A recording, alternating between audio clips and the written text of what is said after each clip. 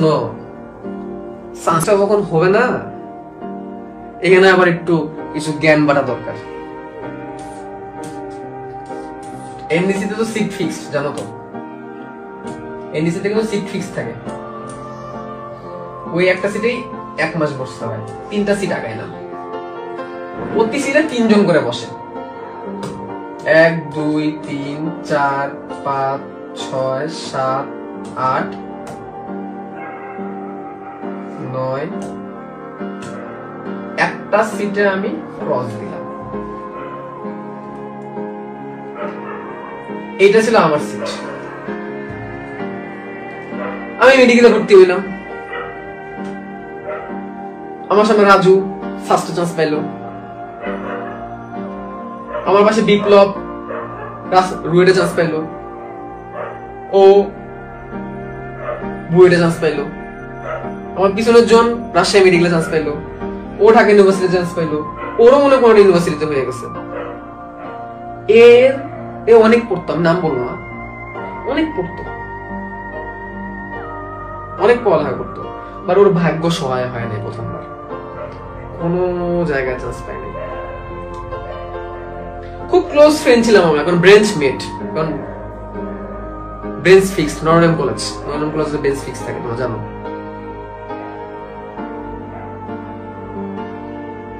ও আমাদের সাথে যোগাযোগ বন্ধ করে দিল। আমরা ফোন দিলাম ওরে রেজাল্টের পর, কোন জায়গায় চান্স পাইছে কিনা। বুঝছি ও কোন জায়গায় চান্স পায় নাই। ও আমাদের সাথে কমিউনিকেশন বন্ধ করে দিল। কারোর সাথেই কমিউনিকেশন করে না সে, কারোর সাথে সে কমিউনিকেশন করে না। শুনলাম সে মেডিকেলে সেকেন্ড টাইম করবে। সে মেডিকেলে সেকেন্ড টাইম পরীক্ষা দিল। সেকেন্ড টাইম পরীক্ষা দেওয়ার জন্য সে আমার বাসায় আসছিল। আমি তখন তো ঢাকা থাকি। ও আমার কাছে একটা ফোন দিছিল পরীক্ষার আগে, শুভ্র আমি মেডিকেলে সেকেন্ড টাইম পরীক্ষা দেবো, আমার সিটটা পড়ছে ইডেন কলেজে, আমি ময়মনসিংহ থেকে আসবো, তোর বাসায় থাকবো, পরীক্ষা দিয়ে চলে যাবো, তুই আর কাউরে বলিস না। কিন্তু আমার ঢাকায় থাকার জায়গা নাই, আত্মীয় স্বজনে আমি আর নিতে পারতেছি না, আমি আত্মীয় স্বজনে বলবো না, আমি আসবো, তোর কাছে পরীক্ষা দিয়ে চলে যাবো। আমি তো অবাক, কোন নাম বলবো না। তুই এতদিন পর ফোন দিছিস, ওকে আয়। আসলো রাত্রেবেলা, রাত 8টার দিকে আসলো, এসে বললো শুভ্র কিছু খাবার আছে? তো আমি এই বাসায় থাকি, এই বাসায় এই রুমেই থাকি। তো এই রুমটা এত গোছানো ছিল না, একটা বেড ছিল, একটা পড়ার টেবিল ছিল, একটা আলনা ছিল। হ্যাঁ, খাবার দিলাম। আমার আম্মু ওই সময় ছিল, খাবার দিলাম। আম্মু জিজ্ঞেস করলো তুমি কি অবস্থা? তো আম্মুরে বললো আন্টি আমার ফার্স্ট টাইম, কোনো জায়গায় চান্স হয়নি। আমি খুব রাগ করছি, তুই আমার ফোন টোন দিস না, আমি তোর এতবার ফোন দিলাম, তুই রিপ্লাই করিস না কেন?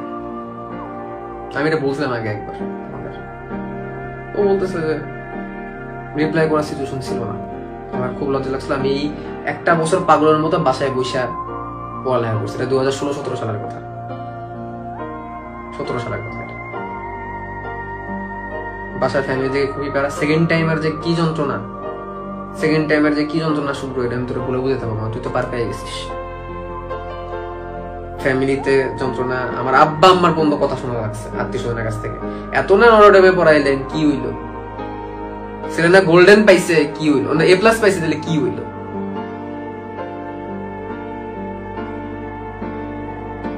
খুব কষ্ট পাইছে।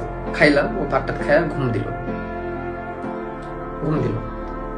পড়ে নাই, বুঝে আজকের পড়ারে অনেক পড়ছে, একটা বছর পাগলের মতো পড়ছে, কুত্তার মতো পড়ছে, আর পড়তে পারবো না, ঘুম দিই ভাই। আমি বললাম হ্যাঁ তুই ঘুমাই যা,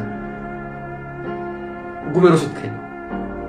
আমি লাস্ট কয়েক মাস ধরে ঘুমের ওষুধ খাই, ঘুমাইতে পারি না, খালি পড়তে ইচ্ছা করে আমার। একটা ঘুমের ওষুধ খাই, ও বললো ঘুমের ওষুধ খাই, তাহলে আমি ঘুমাইতে পারবো না। আমি উঠে দেখবি যে আমি রাত 3টার সময় আবার পড়তে বসে গেছি। ও আমার যেটা বললো লাস্ট নাকি 2 মাস ধরে ঘুমের ওষুধ খাই ঘুমায়। ওর কখন দিন হয় কখন রাত হয়েছে জানা না, ঘুমের ওষুধ খেতে আর ঘুমাইতে হয়, তাহলে ওর ঘুম আসে না। আমি বললো খা, সমস্যা নেই, আমি ডেকে দিব। আমি তো রাতে ঘুমাই না, আমি তো আগে থেকে নাইট আউট। তোমরা কিন্তু ঘুমাবো রাতে, আলদি ঘুমানো উচিত। এই জন্য আমার অনেক ক্ষতি হয়েছে শরীর স্বাস্থ্যের এই অবস্থা, রাতে ঘুমাই পাবো। তো আমি ওইরকম ঘুমাই নেই, 3টা বন্ধু জেগেছিলাম, অ্যালার্ম দিয়ে রাখলাম। আমার আম্মু সকালবেলা উঠে, ও আবার বলছে আমি একাকি উঠে যাবো। তো ফজরের আজানের পর পরে উঠে গেছে, উঠে আমার এই শুভ্র নামাজ পড়বি না, তো বললো আন্টিরে বলিস, যদি আন্টি যদি একটু পারে আমার একটু মিশিয়ে